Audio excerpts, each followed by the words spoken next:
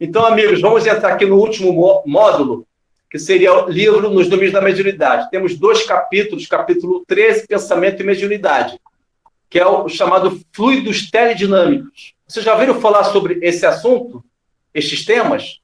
Fluidos teledinâmicos. Olha que interessante.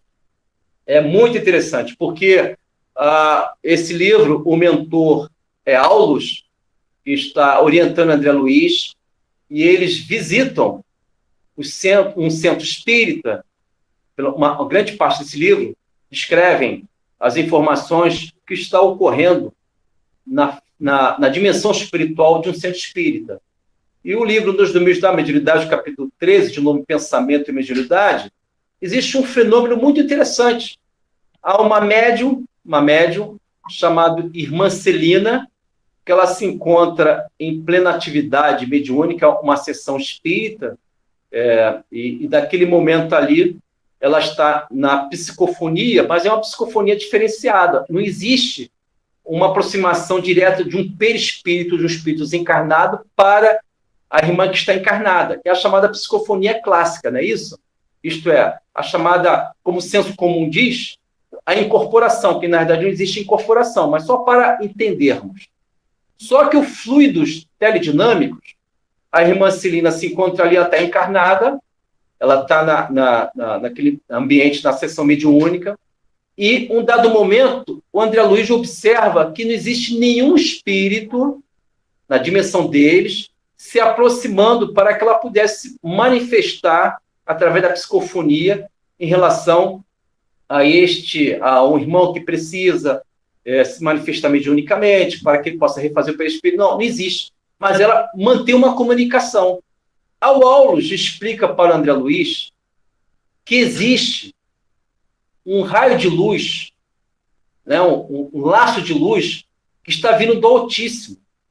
Esse laço de luz ele está fixado na região do cérebro desta médium, que geram os fluidos teledinâmicos, isto é, um espírito superior, distante da Terra, mas ele lança os seus pensamentos através de raios de luz e alcança a mente da médium. E este tipo de procedimento espiritual, isto é, à distância, ele lança seus pensamentos através de raios luminosos e alcança a médium, no caso a irmã Celina, segundo o Aulus, ele classifica como fluidos teledinâmicos. Então, mais uma informação importante que existe na vida espiritual é esta comunicação através do fluido universal, que o pensamento, que é uma matéria mental, lembrando que o pensamento, ele expande, ele espelha a matéria mental.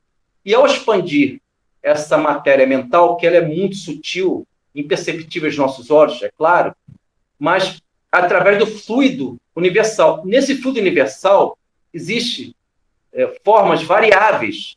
Um deles é o fluidos teledinâmicos, em que um espírito superior, ele consegue manipular esses fluidos, gera um raio que se acopla no psiquismo da médium, a irmã Celina, e ele começa a falar, a se comunicar, e ela recebe o pensamento e começa a falar o pensamento do espírito superior. É muito interessante, porque nem tudo que conhecemos como mediunidade tem a ver com a psicofonia.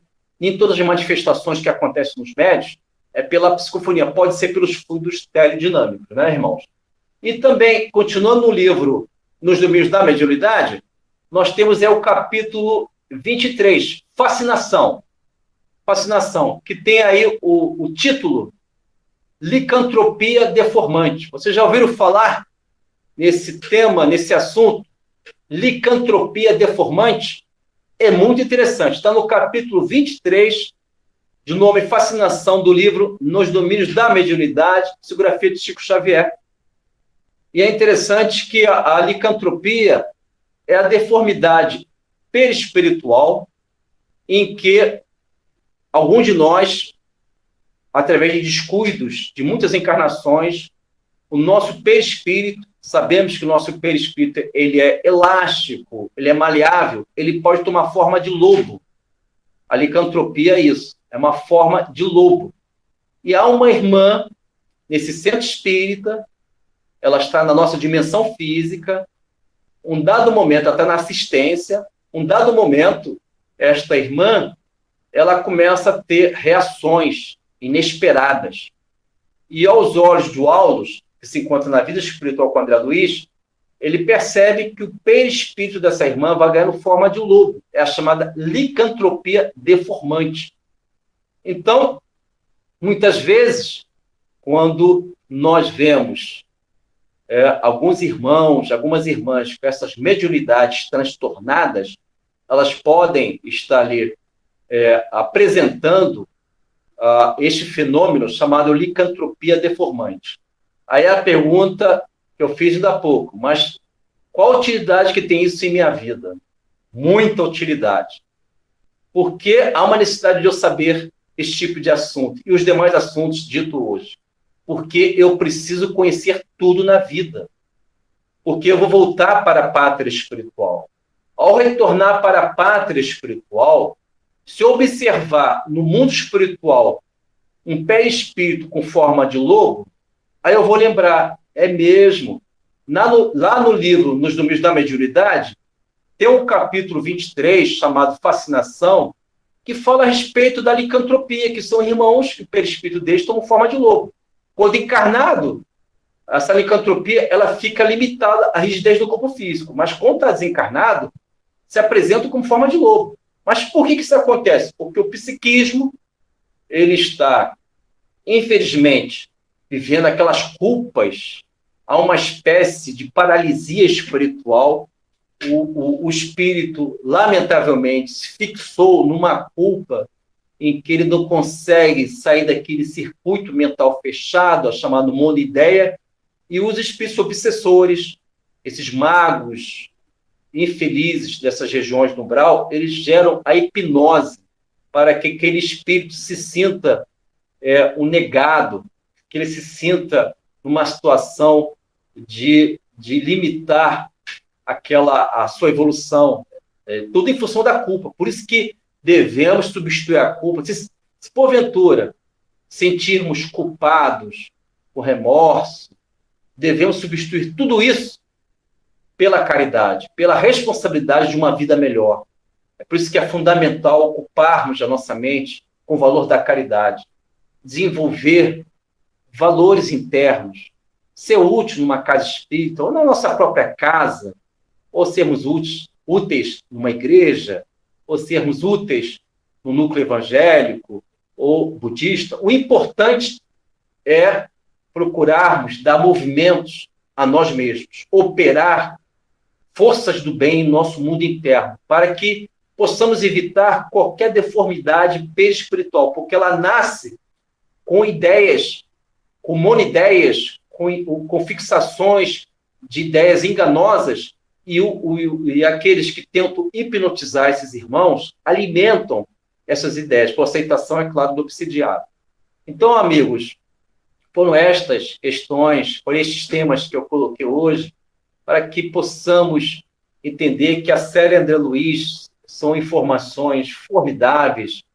Existem capítulos que podem oferecer para todos nós profundas consolações, porque o que nós precisamos numa encarnação?